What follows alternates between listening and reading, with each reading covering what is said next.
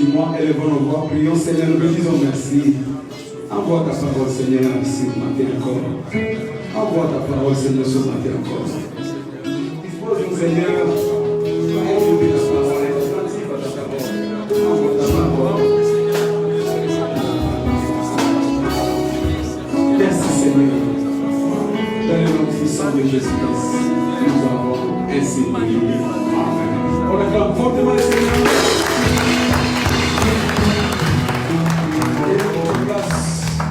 Majestueusement devant sa présence. Bienvenue dans notre dernier culte de ce mois de juin, du moins pour le dimanche.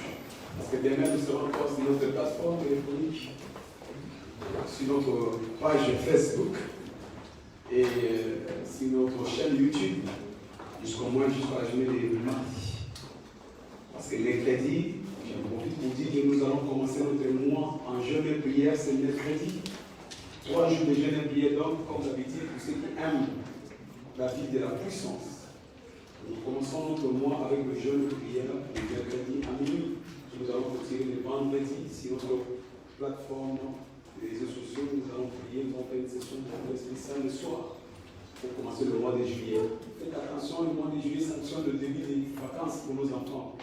Et c'est à ce moment-là que l'ennemi se prépare pour nous amener des mauvaises nouvelles. Mais cela n'aura pas lieu dans nos familles au nom de Jésus-Christ. Nous allons préparer déjà la prière du jeûne afin que nous puissions être exemptés pièges. Bienvenue donc à notre deuxième culte où nous allons clôturer notre enseignement sur la sagesse d'en haut qui intronise. Je vois quelqu'un qui est déjà au sommet au nom de Jésus. Je disais, je vois quelqu'un qui est déjà au sommet au nom de Jésus-Christ. Je disais que ta vie depuis en bas, mais tu es au sommet au nom de Jésus. Parce que la sagesse de Dieu intronise. Et tous les dimanches, nous partageons cette série d'enseignements. Vivre selon la sagesse d'en haut. Vivre selon la sagesse d'en haut. Permettez-moi de vous faire une petite récapitulation de ce que nous avons vu.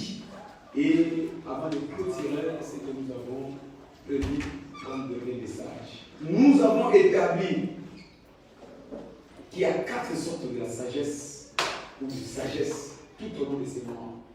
Sagesse terrestre, où nous avons appris qu'un enfant n'a pas besoin d'aller à l'école pour commencer à dire maman, d'accord. Un enfant n'a pas besoin d'aller à l'école pour téter le sein de sa mère. Un enfant n'a pas besoin d'aller à l'école pour apprendre comment manger. Ça, c'est la sagesse naturelle, ou terrestre. Et nous avons le deuxième type de sagesse, c'est la sagesse sensuelle, où nous apprenons à l'école. 1 plus 1 égale 2. Logarithme intégral. La géométrie, la trigonométrie, cours que je détestais personnellement. Alléluia. La table de multiplication. Et nous avons aussi la sagesse démoniaque. Cette sagesse se localise facilement chez le magicien, chez les occultistes, chez les francs-maçons, chez les marabouts. Les marabouts. Les marabouts, les babas. Ils te diront fais ceci, marche un pied jusque chez toi, entre par derrière, ne regarde pas devant. Alléluia. Ne mange pas la nourriture de ta femme. Ça, c'est la sagesse satanique, démoniaque. Mais il y a aussi la sagesse qui vient d'en haut, que nous appelons la sagesse divine. Alléluia. La sagesse divine. Selon Jean chapitre 3, verset 31, la Bible déclare, celle qui vient d'en haut est au-dessus. Tu ne peux pas avoir cette sagesse et être en bas. C'est la sagesse qui te place au-dessus. C'est la sagesse qui te place au sommet. Mais nous devons faire attention. Quand nous parlons de ce type de sagesse, il y en a qui se ressemblent. Ça vient comme la sagesse d'en haut, alors qu'en réalité, ce n'est pas la sagesse d'en haut. Ça vient comme la sagesse divine, mais alors qu'en réalité, ce n'est pas la sagesse divine. Mais ça a des accointances. Ça a des similarités. Qu'est-ce que je veux dire par là? Par exemple, parlant de la sagesse intellectuelle, sensuelle, tu verras qu'en Égypte, il y avait la sagesse sensuelle, la sagesse intellectuelle. Ils ont construit des pyramides, ils ont bâti des statues, des monuments qui jusqu'à ce jour n'a pas de précision malgré l'informatique avancée. L'informatique de ces jours ne peut pas être égalée avec la science de l'Égypte. Ils avaient une sagesse très affûtée, très élevée. C'était une sagesse qui n'était pas de Dieu, mais c'était une sagesse qui était excellente. Facilement, tu peux te tromper à te dire, voilà, parce qu'ils avaient cette sagesse, c'est la sagesse de Dieu. Aujourd'hui, nous en remarquons aussi. Tu vas voir, il y a des bâtiments qui sont construits. Tu verras un païen avec des richesses inouïes, des architectures mais graves. Tu verras quelqu'un qui ne connaît pas Dieu, mais qui a des entreprises. Mais c'est vrai qu'il y a la sagesse intellectuelle. Tu peux facilement te tromper en disant, si Dieu était avec moi, mais pourquoi lui il fait des choses qui me dépassent? Ce sont des choses qui sont similaires. Est-ce que quelqu'un me comprend? De belles créations, de belles inventions, mais qui ne sont pas de Dieu, qui sont ici de la sagesse diabolique. De pays en développement, c'est-à-dire, écoutez, nos pays africains, ils prient beaucoup là-bas. Mais pourquoi nos pays sont pauvres? Alors quand tu regardes les Occidents, les pays occidentaux, tu vois que ce sont des pays en développement. Mais si tu ne fais pas attention, tu peux être attiré par la sagesse qui est intellectuelle en les confondant avec la sagesse de Dieu. Alléluia. Je vais encore plus loin. Moïse a été mandaté par Dieu pour aller libérer son peuple. Arrivé devant Pharaon, il a présenté ses mains bâton. Il dit, ah, mon Dieu m'a envoyé pour libérer son peuple. Pharaon lui demanda, mais qu'est-ce qu'il est pour que c'est ton Dieu qui t'a envoyé? Il dit, j'ai un bâton. Il jeta son bâton. Les bâtons furent transformés en serpent. Alors que les bâtons étaient transformés en serpent, Pharaon s'est mis à rigoler. Il dit, ça, les magiciens le font. Ils ont exilé les bâtons qui se sont transformés aussi en serpent. Et les serpents sont avancés vers le serpent de Moïse.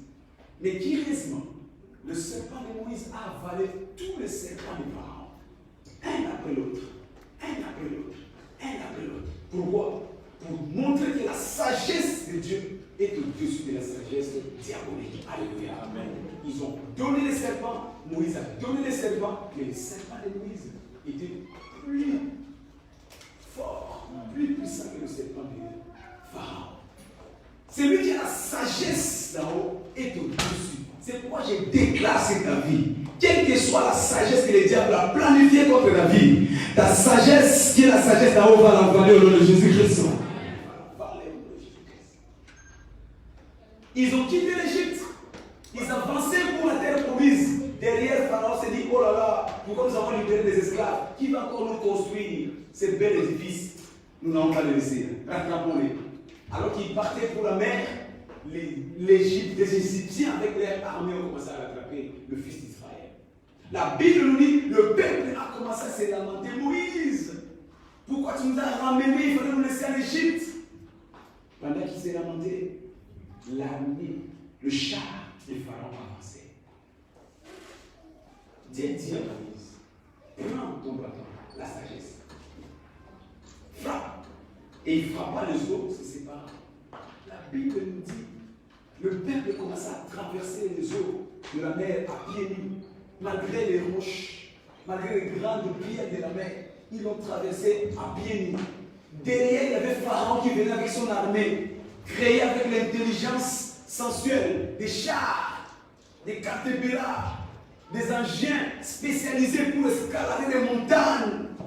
Arrivé au niveau de la mer, Dieu dit à Moïse, prends encore ta sagesse, frappe sur les eaux. Il a pris son bâton qui frappe sur les eaux. La Bible nous dit, les eaux les engloutirent. Alléluia. Ils avaient la sagesse intellectuelle, ils avaient la sagesse diabolique. Ils sont venus pour attaquer le peuple des enfants de Dieu, qui avait la sagesse de Dieu, mais ils ont été engloutis. La sagesse qui vient d'en haut est au-dessus. La sagesse de Dieu est plus grande qu'une armée de guerre. Quelle que soit la force nucléaire, quelle que soit la force atomique, cela ne peut pas être égalé avec la force de la sagesse. Ce matin, reçois la sagesse d'en haut au nom de Jésus-Christ. Cela te donnera la victoire sur toutes les batailles de la vie. Aucun combat intellectuel, diabolique ne pourra avoir le dessus sur toi. Amen. Parce que tu as la sagesse céleste. Alléluia. Amen. La sagesse d'en haut. Merci Seigneur. Mais c'est quoi la sagesse? C'est quoi la sagesse? Matthieu 7, verset 24. à 25 que nous avons lu depuis le commencement, nous enseigne. C'est pourquoi quiconque attend ces paroles que j'ai dit et les met en pratique sera semblable à un homme prudent. C'est lui qui, 1, attend ces paroles, 2, le met en pratique, sera semblable à un homme prudent. Sera semblable à un homme prudent qui a bâti sa maison sur les rocs. La pluie est tombée, les torrents sont venus, le vent a soufflé et se sont jetés contre cette maison. Elle n'est point tombée parce qu'elle était fondée sur les rocs. Parce qu'elle était fondée sur les rocs. Je dirais 3 leçons que je vais partager avec toi ce matin. La première des choses, tout le monde s'empresse de bâtir une maison. Mais ce que l'homme ne sait pas, bâtir, ce n'est pas la finalité en soi. Tu peux bâtir, mais la finalité, c'est la maintenance. Alléluia. Un homme sage bâtit sa maison. Mais avant de bâtir cette maison, il s'assure que sa maison soit bâtie dans des conditions qui vont permettre la maintenance. C'est bien de se marier, mais c'est mieux de maintenir ses mariages. Alléluia. C'est bien d'acheter une maison, mais c'est mieux de maintenir cette maison. C'est bien de créer une entreprise, mais c'est bien de maintenir cette entreprise.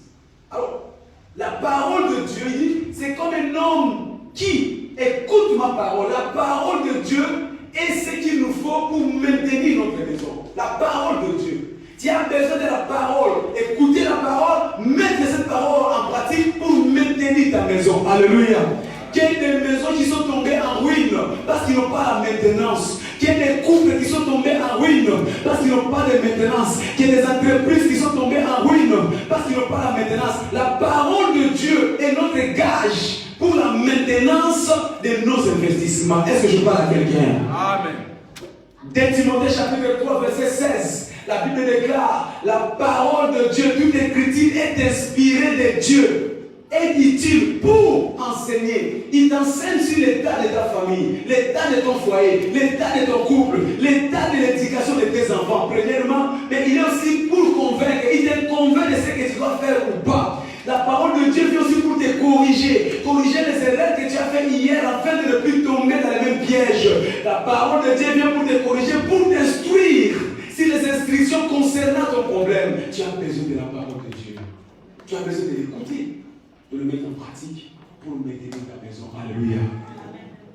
Quand tu n'as pas la parole de Dieu qui t'instruit, qui te corrige, qui te convainc, tu seras dans une maison qui te semble apparemment belle, mais alors qu'en réalité, elle est difficile. Elle est difficile. La maison où tu dors, si tu ne fais pas attention, ça tombera sur toi. Parce que tu ne fais pas attention, tu ne vérifies pas. Ta vie de couple, un jour, tu verras seulement clash, divorce. Vous êtes déjà éloignés depuis longtemps. Tu n'as plus l'instruction qu'il te faut. Tu n'as pas la connaissance qu'il te faut pour voir les niveaux, les degrés de ton amour avec ta femme. Est-ce que je parle à quelqu'un? Tu ne connais même pas ce que ta femme pense. Tu ne connais même pas ce que ton mari pense. Tu ne connais même pas quels sont les projets que ta femme est en train de préparer. Parce que tu n'as pas la parole de Dieu. La parole de Dieu t'aidera à maintenir ton foyer, à maintenir ta famille, à maintenir ton activité. La parole de Dieu. Première leçon par rapport à cette enseignement. Mais deuxième leçon que je voudrais partager par rapport à ce passage. J'invite les fidèles, l'église d'aujourd'hui à quitter dans les camps de réactifs. Des gens qui sont des réactionnaires. Nous ne devons plus être des réactionnaires, nous devons être des actionnaires. Est-ce que quelqu'un me comprend? Beaucoup sont victimes parce qu'ils attendent que les problèmes arrivent et qu'ils réagissent. Mais la Bible nous enseigne, il est comme un homme prudent. Il est comme un homme prudent. C'est lui qui écoute ma parole et qui le met en pratique est comme un homme prudent. C'est qui un homme prudent? C'est celui qui voit les dangers de loin. Quand il y a la sagesse de Dieu, tu verras les dangers. Tu n'attendras pas que les dangers arrivent pour commencer à aller prier. N'attends pas que les bombes arrivent pour moi. Parce que tu ne peux pas gêner avec moi. Oh. Donc moi je vais gêner pourquoi? Je vais manger, dit. Je mange. C'est vrai qu'il me donne le commandement de manger. Donc il fallait être prudent. Est-ce que je parle à quelqu'un? La Bible t'avait enseigné que ça, il ne faut pas le faire. Il ne faut pas aller avec le mari d'autrui. Il ne faut pas aller avec la femme d'autrui. Il ne faut pas. La Bible est enseignée. Il ne faut pas voler dans ton entreprise. La Bible t'a dit toutes ces choses. Mais tu n'es pas prudent. Mais là, tu veux que je gêne avec toi. Quelqu'un là? Amen. Quand on amène les 6, c'est facile. Alléluia. Quand tu trichais, la Bible ne te disait pas. Tu pensais que ça va toujours continuer comme ça. On te dit, tiens ta voiture, on te dit que non, c'est rouge. Il faut aller dans les stations essence pour mettre le carburant. Toi, tu dis non, le Saint-Esprit là, au nom de Jésus, commande les anges de Dieu. Bloquer l'essence, ça va rester comme ça. Tu vas à l'autoroute, tu mourras, frère. La prudence. Amen. Ne t'endette pas, tu as déjà assez. Ophilis te connaît, Sophéco te connaît, Créacis te connaît. Cette élève te connaît, mais tu vas encore. Frère, on va t'inscrire à la Banque de France. À ce moment-là, ne viens pas parce que j'ai des problèmes avec tous les banques qui veulent prier avec moi. Rien, je ne prie pas. Je ne prie pas. Tu vas aller seulement en vacances à ton pays, là, tu vas t'endetter. Dites Amen. Amen. Les bien-aimés africains sont des spécialistes à s'endetter, même pour faire les vacances. Même pour aller à vacances, qui va durer 2 semaines, tu t'endettes. Il y en a qui font des crédits pour acheter costume, chemise. Je sais que tu m'attends, c'est toi. Tu as été payé là, tu as pris 4 fois. Il y en a qui prennent même 12 mois pour se l'acheter. Ils vont me sentir. Mais tu es habillé, mais avec des dettes. Costume, dette. Blouse, dette. Chaînette, dette. Chaussures, dette. Mais ils vont me sentir. Tu te sens toi-même. Tu te sens toi-même. Parce que quand tu dors, ça fait mal à la tête. Et ils t'ont oublié. Ils t'ont fait une fois, ils t'ont déjà oublié. Le vêtement peut être en question, tu le porteras même plus 2 fois. Mais tu continues. Amen. Alléluia. Les gens qui s'endettent pour les mariages. Hein? Les mariages, c'est une seule journée. Ils vont manger, ils vont boire, ils vont être ivres le lendemain, ils t'ont oublié. Mais toi, tu vas payer 4 ans, 10 ans d'endettement pour un mariage que tu as une seule fois célébré. On s'est marié une seule fois. Et alors? Si on s'est marié une seule fois, il faut se tuer aussi une seule fois? Alléluia. Non. Deuxième leçon, ne soyons pas des réactifs. Anticipons les choses.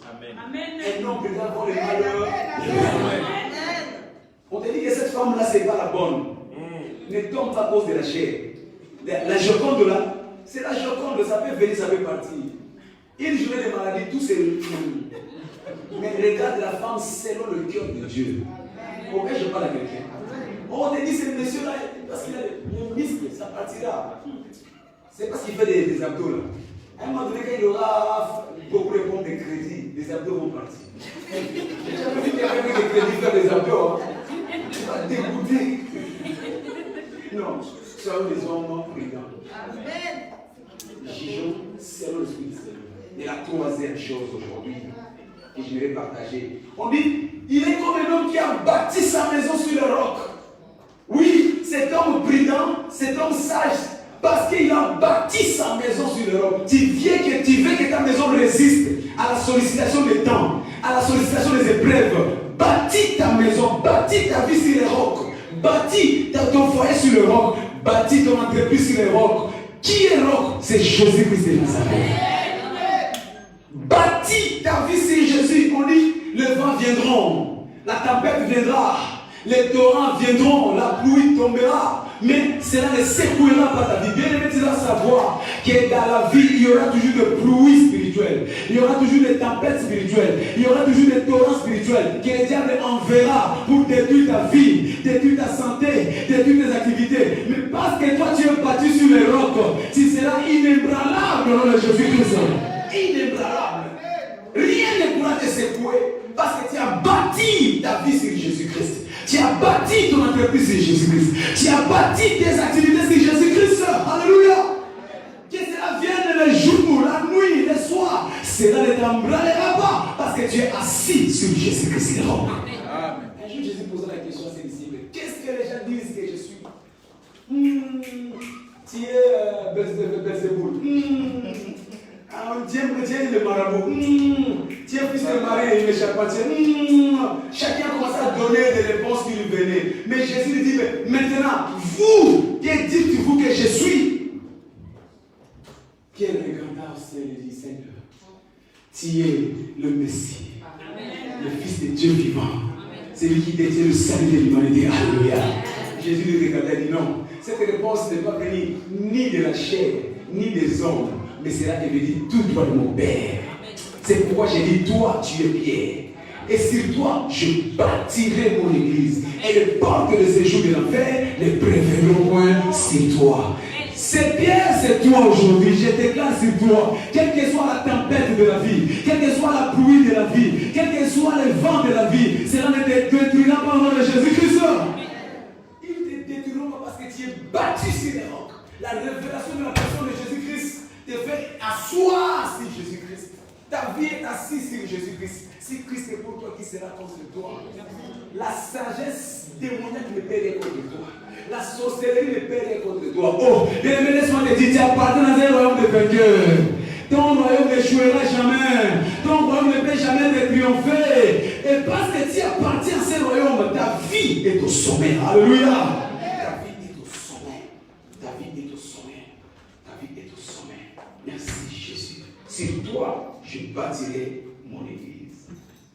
Alors, c'est quoi la sagesse? Premièrement, la sagesse, c'est la manifestation de la sagesse de Dieu dans la vie de l'homme. Parler de la sagesse, c'est parler de la manifestation, la démonstration de la sagesse de Dieu. La Bible nous dit, la sagesse est justifiée par les œuvres. Quand il y a la sagesse de Dieu, on doit voir les œuvres de Dieu dans ta vie. Jésus-Christ opérait dans la dimension des œuvres de la sagesse. Et les gens les regardaient, d'où lui vient cette sagesse? D'où lui vient cette intelligence? D'où lui vient ce miracle? Tu ne peux pas avoir la sagesse de Dieu et ne pas manifester les œuvres de Dieu. Quand tu as la sagesse de Dieu, tes affaires vont manifester les œuvres de Dieu. Ta famille va manifester les œuvres de Dieu. La sagesse donc, c'est la manifestation de la sagesse de Dieu dans l'homme. Genèse chapitre 41, verset 15. Pharaon posa la question à Joseph. Je fais un rêve, j'ai fait un songe. Personne ne peut m'expliquer. Je disais dans notre premier culte, il y a des problèmes dans ce monde qui dépassent la compréhension humaine. Il y a des questions dans ce monde qui dépassent la compréhension humaine. Il y a des situations dans ce monde qui dépassent. Tu es comme ça, tu dis, mais par où commencer? Je ne sais pas où commencer. Avec qui parler? Il y a des choses, tu ne sais même pas avec qui parler. Tu es dépassé. Imaginez un grand roi comme ça, il ne savait plus avec qui se confier. Il est parti voir l'esclave parce qu'il était dépassé. Il dit, quand tu es dépassé par les problèmes, tu es dépassé par les circonstances, rappelle-toi que nous avons un Dieu qui est capable de résoudre les équations de la vie. Alléluia. Et il dépose cette grâce dans la vie des hommes. Joseph dit, ce n'est pas moi, c'est Dieu qui donnera une réponse favorable à moi. Ce n'est pas moi, c'est Dieu qui donnera. Notre Dieu est celui qui vient nous donner des réponses dans les situations difficiles, dans les équations difficiles, dans les complications de la vie. Il vient pour déposer des réponses. Dieu cherche des hommes et des femmes auxquels il va déposer le don de donner des réponses à l'humanité. Dieu veut faire de toi la solution des autres dans la vie. Dieu veut faire de toi les solutionnaires des problèmes dans la vie. Oh, je croyais que tu allais dire amen. La sagesse, c'est être donc des solutions dans les problèmes de personnes dans la vie. La manifestation de la sagesse de Dieu. Tu deviens la solution. Parce Joseph, la fin a été vaincue dans le monde. Un homme a donné la solution pour toute une communauté.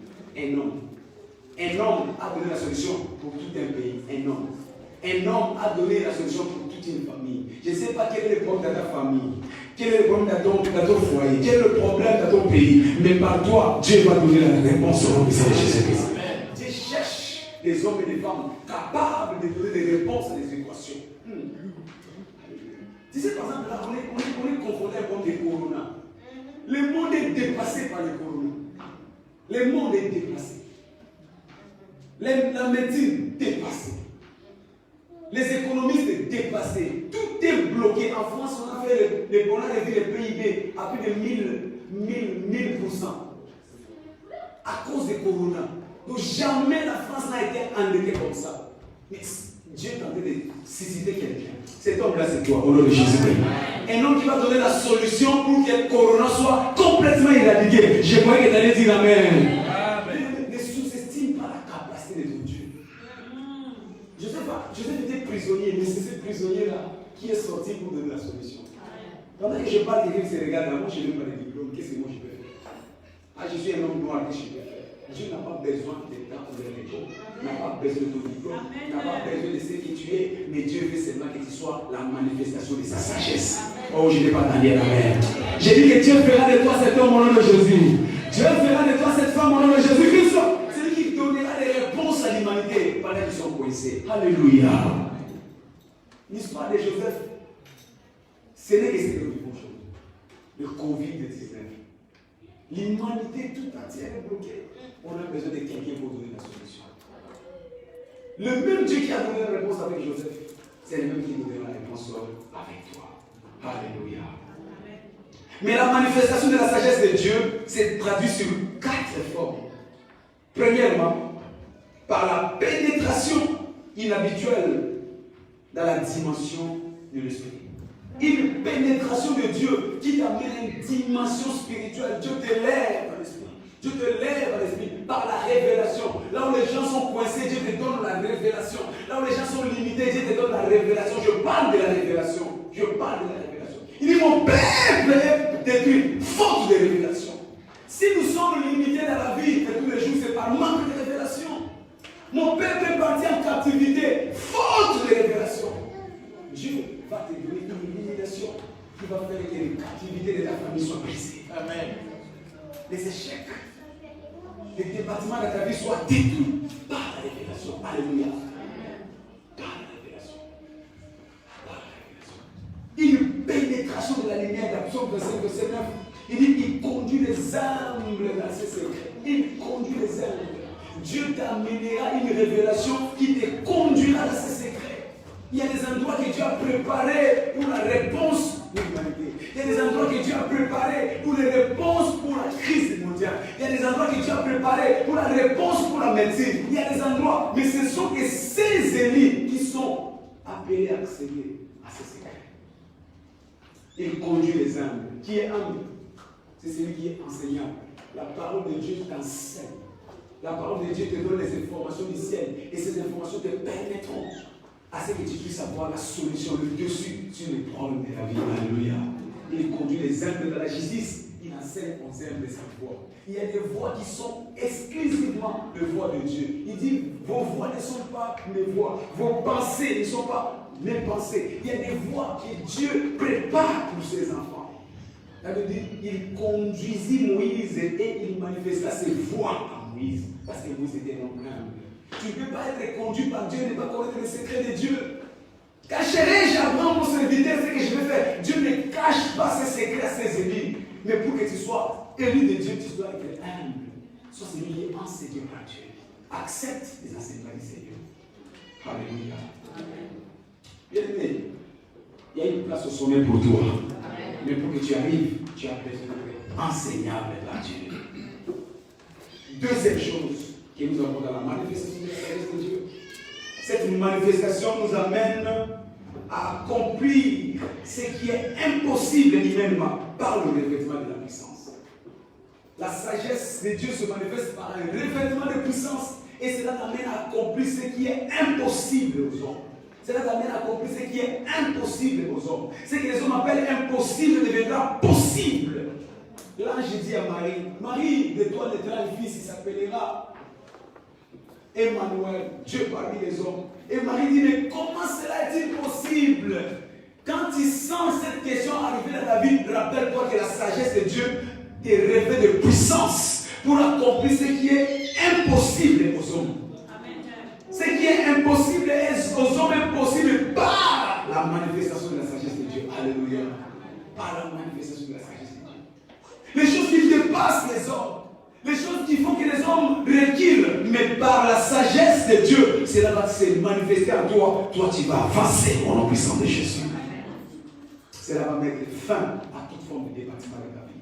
Cela va mettre fin à toute forme de confusion dans la vie. Et mon peuple ne sera plus jamais dans la confusion. Il est métier dans la confusion parce que tu n'as pas encore expérimenté le revêtement de la puissance de Dieu. Quand la sagesse de Dieu descend sur ta vie, elle se manifeste par le revêtement de la puissance. Et cela te met au-dessus de toutes les oppositions. Psaume 25, verset 12. Il dit, quel est l'homme qui craint l'Éternel? L'Éternel lui montre la voie qu'il doit suivre. L'Éternel lui montre la voie qu'il doit suivre. Quand tu es celui qui est dans la sagesse de Dieu, Dieu te montre la voie. Tu ne seras jamais coincé. Tu ne seras jamais limité. Tout ce que tu feras, marcheras, avanceras tranquillement parce que tu es celui qui craint Dieu. Souvenez-vous, la crainte de l'Éternel, c'est le commencement de la sagesse. Quand tu crains Dieu, Dieu te donne la sagesse et cette sagesse te donnera la voie ouverte. Dieu te donnera à choisir la voie que tu dois suivre. Alléluia. Amen. Tu ne regretteras pas les choix de ta vie. Amen. Tu ne regretteras pas les amis de ta vie. De tes résolutions jaillira le succès. Quelles sont les résolutions? Ce sont les choix. L'homme n'est que le reflet des choix qu'il a fait hier. Mais quand tu as la sagesse de Dieu, tous les choix que tu feras seront des choix préférentiels. Ça te donnera le dessus de la victoire. Tu ne le regretteras pas. Alléluia. Bien-aimés, que Dieu nous amène dans une dimension de ne pas regretter les choix que nous avons faits hier. Amen. Parce que la vie n'est que les choix. La vie, ce n'est que les choix. Demain, tu seras appelé à choisir et choisir. Demain, tu seras appelé à choisir, choisis bien. Il y a des célibataires qui vont choisir les épouses, choisissez bien. Il y en a qui vont choisir les pays, vont s'installer, choisissez bien. Mais comment? C'est quand tu crains Dieu. Quand tu crains Dieu, Dieu te donne le voie que tu dois suivre. Alléluia. Amen. Le voie que tu dois suivre. Tu as seulement besoin d'une seule lumière. C'est la révélation de Dieu qui te donne la puissance afin d'accéder dans le choix de Dieu, afin d'accomplir ce qui est impossible aux hommes. Une seule lumière suffit. Une seule lumière qui vient du ciel suffit pour te donner la victoire sur tous les défis de la vie. Et troisième chose, comment se manifeste la sagesse de Dieu dans la vie des hommes? Cette manifestation nous amène à échapper au piège que le diable a préparé pour nous. Nous devons savoir que nous sommes dans un monde de pièges. Chaque jour, le diable te piège. Chaque jour. Chaque jour. Matthieu 13, verset 25. Il dit l'ennemi s'aimant à l'homme que tu dormais la nuit. La nuit, pendant que tu dors, le diable vient pour chercher comment te faire tomber. Comment te faire échouer. Chaque jour, c'est toi, tu dois, avant de dormir, sois sûr que tu as prié. Parce que la nuit, l'ennemi vient pour mettre des pièges, s'aimer des pièges dans ta vie. Alléluia. Vous n'avez jamais remarqué souvent que les conflits dans les foyers, ça commence le matin. Au réveil. Une petite conversation. Parce que pendant que vous dormiez, l'ennemi est venu chercher. Souvent, c'est le matin. Souvent, tu vas attendre les parents, c'est vers 5h du jour. Et le devoir commence à monter. Parce que la nuit, mais quand tu as la sagesse de Dieu, cela te fera échapper à tous les pièges de l'ennemi. Alléluia. Amen. Jésus a échappé à tous les pièges des pharisiens. Ils lui ont coincé de toutes les façons. Mais parce qu'il avait la sagesse, il s'est échappé. Devant cette femme qui était tombée sur le lit d'adultère, ils l'ont piégé, il s'est échappé. À chaque fois qu'il coinçait, Jésus il s'est échappé. Devant l'impôt de Lazare, est-ce que toi tu dois payer les impôts? Il a échappé parce qu'il avait la sagesse. C'est pourquoi je déclare aucun piège de l'ennemi ne t'arrêtera au nom de Jésus-Christ. Parce que tu as la sagesse de Dieu. Parce que tu as la sagesse de Dieu. Alléluia. Et la quatrième chose, cette sagesse se manifeste en nous par la garantie que notre vie sur la terre sera glorieuse jusqu'à la fin. Tu achèveras ta vie dans la gloire. Tu achèveras ta vie dans la domination. Tu achèveras ta vie dans la gloire. Tu ne peux pas avoir la sagesse de Dieu et être victime. La gloire de Dieu sera toujours ton partage. Bien aimé, je disais ce matin, mieux vaut la fin d'une chose que son commencement. Beaucoup de personnes ont commencé leur vie avec succès, avec fracas, mais ils ont fini avec désolation parce qu'ils ont manqué la sagesse. Quelles des familles qui ont commencé avec des noms, mais aujourd'hui quand on cite les noms, les gens sont en train de se cacher parce qu'ils ont manqué la sagesse. Tu t'es marié avec du fracas, tout le monde était invité, mais aujourd'hui tu commences à te cacher par manque de la sagesse. Tu étais un chef d'entreprise, tu avais des industries partout dans le monde, mais aujourd'hui quand tu regardes, tu es devenu clochard par manque de la sagesse. J'ai donné l'exemple de Salomon. Tout le monde cite le nom de Salomon, on le reconnaît comme l'homme le plus sage. Mais je défends que Salomon a fini sa vie comme un raté. Comme un raté. Salomon est mort dans la maison de l'idolâtrie. Quelle honte. Un homme qui a fait plus de 300 proverbes, lui s'est imaginé 300 proverbes. Quelle sagesse! Ça sautait comme dans un ordinateur. Tant. Mais cet homme-là, l'homme le plus sage, a fini comme un raté. Par manque de la sagesse. Quand tu t'éloignes de la sagesse, ta vie finira dans un désastre. Oh, je parle à quelqu'un. Ne te glorifie pas, ne te tape pas la poitrine de l'ennemi. Aussi longtemps que tu ne vis dans la sagesse, la fin qui t'est réservée, et c'est la calamité. Alléluia. Seigneur, aide quelqu'un à ne pas tomber dans la bassesse. Aide quelqu'un à rester, à garder la sagesse de Dieu. Garde la sagesse, parce qu'avoir la sagesse, c'est la garantie que tu finiras ta vie dans la gloire. Avoir la sagesse, c'est la garantie que tu finiras ta vie dans la domination. Avoir la sagesse, c'est la garantie que tu finiras ta vie dans le plein pouvoir. La sagesse. Alors, sois accroché à la sagesse de Dieu. La sagesse. Merci Jésus. C'est la seule chose qui nous garantit une fin de gloire, une fin de domination. C'est quoi la sagesse deuxièmement? Premièrement, j'avais dit, c'est la manifestation de la sagesse de Dieu dans la vie de l'homme. Mais deuxièmement, la sagesse, c'est le produit de la mise en pratique de la parole de Dieu. Écoutez, mais c'est tout mettre en pratique. Le temps où nous sommes, c'est le temps où les gens écoutent. Merci, vous venez à l'église, merci. Mais souvent, quand on sort de l'église, tout ce qu'on nous a enseigné, ça reste à l'église. Et on s'inquiète que nos vies ne changent pas. On s'inquiète de ce que nous sommes toujours compatibles. Mais ne donnons pas la gloire que les démons n'ont pas. Les démons de ta vie, c'est toi-même. Les sorciers de ta vie, c'est toi-même. Alléluia. Il est comme un homme sage qui a bâti sa maison. C'est toi qui as la responsabilité de bâtir ta maison. C'est lui qui écoute, qui attend, bâtit sa maison. Donc si ta maison tombera, c'est ta faute. Si ta maison ne tombera pas, c'est ta faute aussi. Si ta maison prospérera, c'est ta faute. Si ta maison ne prospérera pas, c'est ta faute aussi. Si ton foyer va prospérer, c'est ta faute. Si ton foyer ne va pas prospérer, c'est ta faute aussi. Est-ce que je parle à quelqu'un? Amen. Si tes activités vont prospérer, c'est ta faute. Si tes activités ne vont pas prospérer, c'est ta faute. C'est ta responsabilité. Alors, mets en pratique la parole de Dieu te garantit une vie de succès, une vie des espoirs, une vie de témoignages. Mets la parole de Dieu en pratique.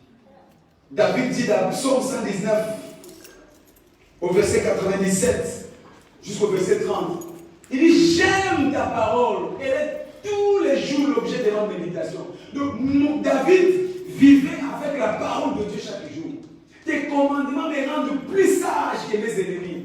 Il n'avait pas peur de ses ennemis. Bien évidemment, aucun ennemi dans ce monde ne peut te dominer si tu as la sagesse de Dieu. David disait: à la vie de mes adversaires, je me réjouissais. Pourquoi? Parce qu'il avait la sagesse plus que ses ennemis. Quand il prépare leur plan, Moïse dépassait déjà leur plan. Quand il prépare leur piège, Moïse dépassait déjà leur piège. Alléluia. Tu n'auras pas peur de tes ennemis par la sagesse de Dieu. Parce que tu sais que tu auras toujours le dernier mot. Alléluia. Car je les ai toujours avec moi. Je suis plus instruit que tous mes maîtres. Car tes préceptes sont l'objet de ma méditation. J'ai plus d'intelligence que le vieillard, car j'observe tes commandements. Alléluia. Psaume 119, verset 169. Il dit: donne-moi la compréhension, Seigneur, que je vive. Beaucoup de personnes sont victimes dans la vie parce qu'il leur manque la compréhension. Si David était un homme fort, si David était un homme puissant, si David n'avait perdu aucune bataille, c'est parce qu'il avait la compréhension. Entre écouter la parole et la compréhension de la parole, c'est deux choses différentes. Tu sais pourquoi tu ne fais pas ce que la parole de Dieu te dit? Parce que tu n'as pas la compréhension. Si tu savais ce que Dieu dit dans sa parole, tu te précipiteras à le faire. La compréhension procure la faveur. La compréhension procure la faveur. Quand tu as la compréhension d'une chose, c'est là que tu ouvres la porte de la chose. La compréhension. Quand on te dit donne ta dîme, tu seras béni. Si tu savais le mystère qui est dans la dîme, tu seras le plus à le faire. Amen. Amen. Je parle à quelqu'un. Amen. Quand on te dit marie-toi, tu seras béni. Si tu as la compréhension, derrière chaque bénédiction du ciel, il y a une bénédiction de Dieu. Amen. Et quand on vous encourage de vous marier, ce n'est pas parce qu'on veut faire plaisir aux hommes, mais c'est parce que c'est une loi de l'Éternel. Les jours où tu te marieras, comme Dieu le veut, c'est ce jour-là que ta bénédiction va commencer. Je parle à quelqu'un qui n'est pas encore marié ce matin. Vivre avec une femme, tu trouves que c'est normal, oui c'est normal, mais tu es privé d'une bonne part de la bénédiction de Dieu. Or la Bible nous dit que c'est la bénédiction de l'Éternel qui enrichit. Ma sœur, toi qui passes ton temps à vivre avec un mari qui ne t'a pas épousé, tu gardes loin ta bénédiction. Mon frère, toi qui passes tes dépenser pour te marier, tu as te gaspiller ton argent. Au contraire, tu te prives d'une bonne part. C'est parce qu'il te manque la compréhension. La compréhension. David dit, donne-moi la compréhension et je vivrai. Donne-moi la compréhension.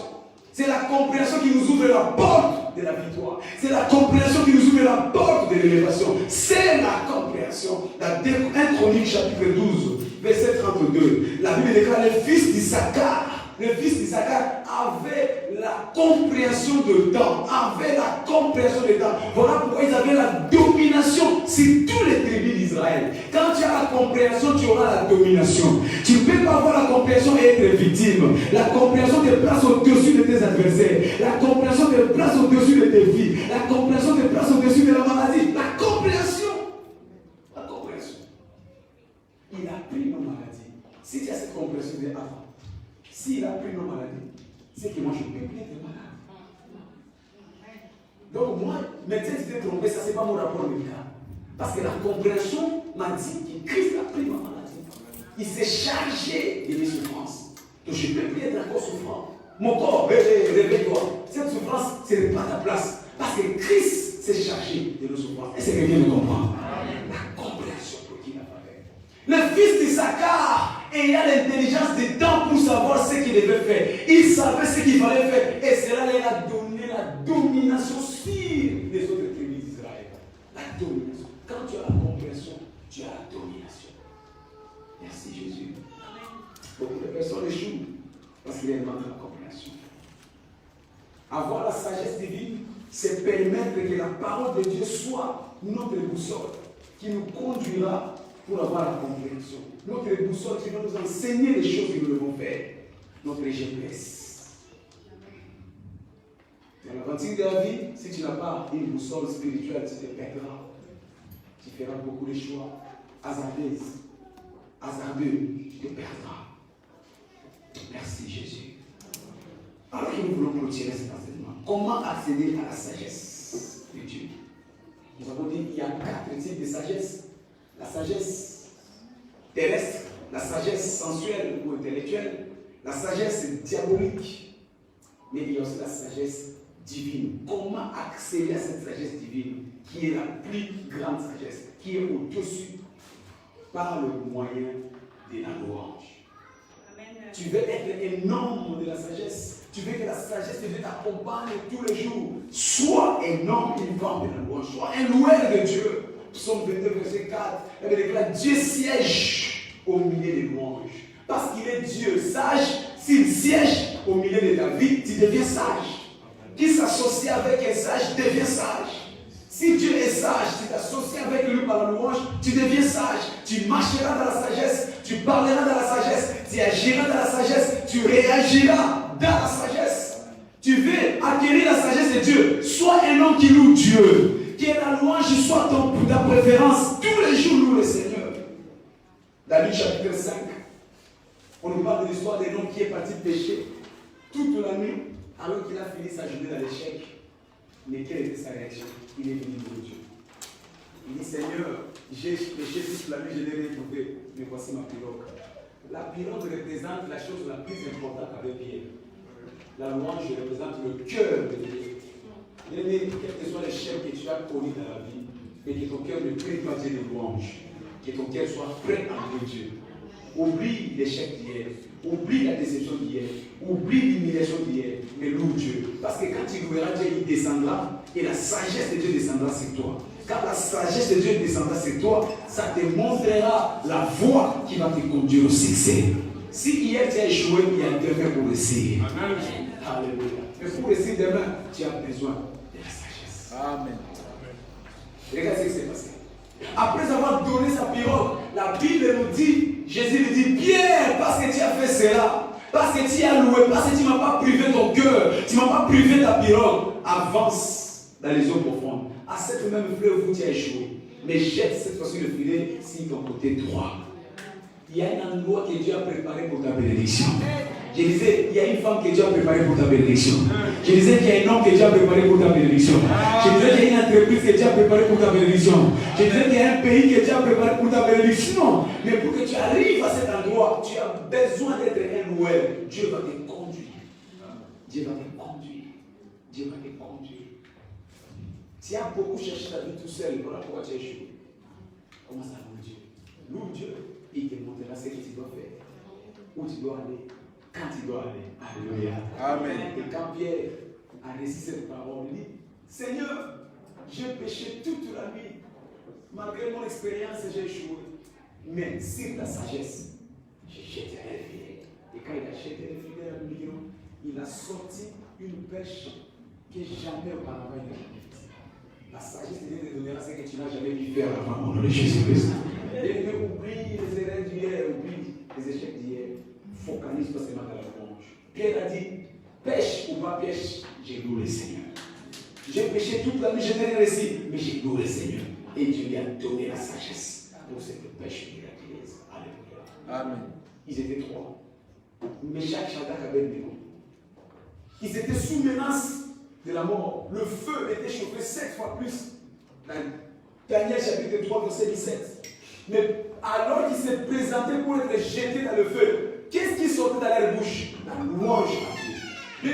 Devant les épreuves, devant les défis, devant les combats, l'adversité, que ta bouche ne cesse de louer Dieu. Loue Dieu, loue Dieu. Quand tu loues Dieu, il descendra avec sa sagesse sur toi. La sagesse de Dieu va annihiler les défis qui étaient devant toi. Alléluia. Ils ont loué le Seigneur. Il dit, oh roi, voici notre Dieu que nous servons. Voici notre Dieu que nous servons. Il loue Dieu. Nous n'avons pas peur de ton fait. Nous savons qui est notre Dieu. Nous n'avons pas fait de ton armée. Nous savons qui est notre Dieu. Le Dieu que nous servons, il peut nous délivrer et il va nous délivrer. Il peut nous délivrer. On t'annonce une maladie, il dit maladie. Moi je sais le Dieu que je sais. Il va me délivrer. On t'annonce que toi tu n'auras plus des enfants. Tu dis oh, trompe. Je sais le Dieu que je sais. Trompe ou pas trompe, moi j'aurai des enfants. On va t'annoncer qu'il y a une opération. Ça, c'est pas mon problème. Je connais le Dieu que je sais. Bien-aimé, sois un loueur de Dieu. Quand tu loues Dieu comme ça, cela excite Dieu au ciel. Quand il est excité, il descend avec ses secrets de ta vie. Alléluia. Il ne te privera pas de ses secrets parce que tu es un loueur de l'éternel. Ces jeunes ont crié, nous ne servirons pas au roi. Notre Dieu nous délivrera. Il nous délivrera de ta main. Tu es petit devant notre Dieu. Maladie, tu es petit devant mon Dieu. Pauvreté, tu es petit. Échec, tu es petit. Tu proclames ton nom, le nom de ton Dieu. Pendant qu'il proclamait, le roi était élevé, il les a jetés dans le feu. Mais la Bible nous dit, quand il les a jetés, c'était bon. Mais après quelques secondes, il y avait 4 personnes. Les 4 personnes faisaient quoi? En fait, il a atténué la puissance du feu. Il a transformé le feu en climatiseur. Le transformateur. Oh, je déclare ce matin. Les 4 personnes vont transformer tes combats en victoire au nom de Jésus. Il va transformer tes échecs en réussite au nom de Jésus.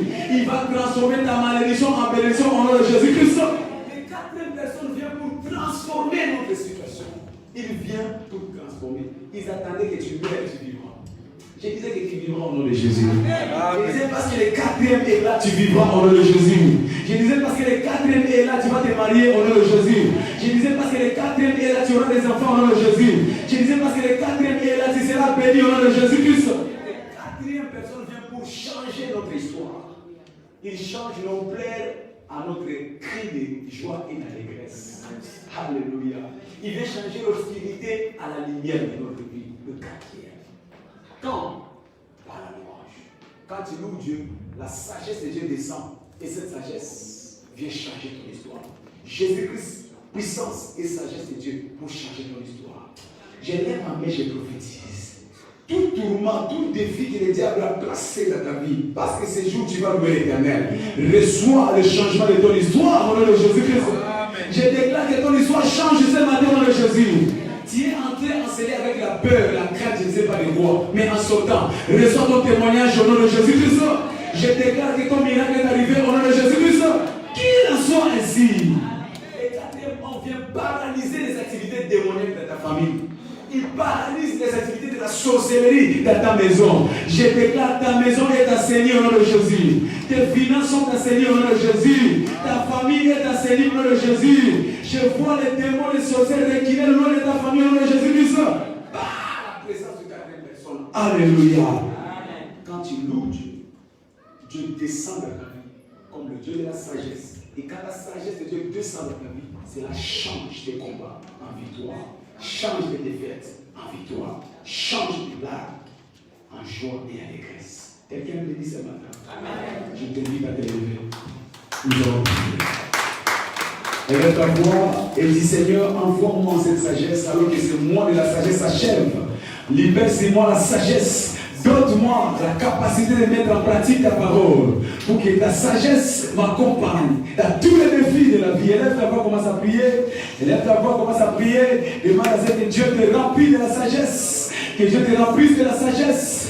Que Dieu te remplisse de la sagesse. La sagesse qui était à Joseph. La sagesse qui était à Daniel. La sagesse qui était à Jésus-Christ. Que Jésus viens te remplir de cette sagesse ce matin. Que le Seigneur Christ te remplisse de cette sagesse ce matin. Merci Seigneur. Tu ne fais exception de personne. Tu ne fais exception de personne. Remplis-moi de ta sagesse au Père. Remplis-moi de ta sagesse au Père. Demande à ce que Dieu te remplisse ce matin. Seigneur, libère-moi ta sagesse ce matin. Remplis-moi de ta sagesse ce matin. Au nom puissant de Jésus-Christ. Nous avons ainsi prié. J'aimerais que tu imposes ta main sur ta tête et que tu pries, Seigneur, fais de ma tête une solution pour l'humanité. Fais de ma tête une solution pour l'humanité. Mais ta tête, ce n'est pas seulement pour avoir de belles coiffures. Ta tête, pas seulement pour aller dans les salons de coiffure. Mais ta tête, c'est un instrument pour la sagesse de Dieu. Pour décoincer les problèmes. Pour résoudre les défis. Demande à ce que Dieu remplisse ta tête de la sagesse. Que tu sois celui qui va donner les réponses à des équations difficiles. Seigneur, remplis la tête de mon frère ce matin. Remplis la tête de ma soeur ce matin. Que ce soit la solution pour les autres. La solution pour l'humanité. La solution pour sa famille. Que le Saint-Esprit illumine sa tête ce matin. Seigneur, envoie des révélations explosives dans sa tête. Envoie des révélations explosives dans ta tête. Tu lui feras sortir dans les situations périlleuses. Au nom de Jésus. Au nom de Jésus. Au nom de Jésus. Au nom de Jésus. Merci Père. Qu'il en soit ainsi dans le nom puissant de Jésus-Christ. Nous avons ainsi prié. Vos mains sur la tête, je prie. Seigneur, que la main qui est la tête de mon frère soit ta main. La main déclare qui a cru, c'est celui qui a vu la main de l'Éternel. Je déclare que cette main communique la puissance du Saint-Esprit dans sa vie au nom de Jésus-Christ. Que l'illumination du Saint-Esprit soit remplie dans cette tête au nom puissant de Jésus-Christ. De la même façon, Joseph arrivait à répondre les énigmes impossibles. Que mon frère, ma sœur ne soit plus jamais coincé dans les énigmes de la vie au nom de Jésus-Christ. De la même façon, Jésus-Christ s'échappait de tous les pièges de ses oppresseurs. À partir de maintenant jusqu'à la fin de sa vie, mon frère ne tombera plus dans les pièges de l'ennemi au nom de Jésus-Christ. Tout piège préparé contre lui, il s'échappera par la sagesse au nom de Jésus-Christ. Qu'il en soit ainsi. Comme pour le fils d'Issachar, communique la compréhension de la vie de mon frère, la compréhension de la vie de ma soeur, qu'il anticipe les choses, qu'il voit le mal de loin, qu'il commence à contourner les pièges que le diable lui a tendus. Dans le nom puissant de Jésus-Christ, je déclare que tu peux bénir. Je déclare que la sagesse de Dieu est sur toi. Je déclare qu'à partir de maintenant, tu es le Joseph de cette génération. Je déclare que tu es le Daniel de cette génération. Qu'il en soit ainsi. Au nom puissant de Jésus. On acclame fortement le Seigneur.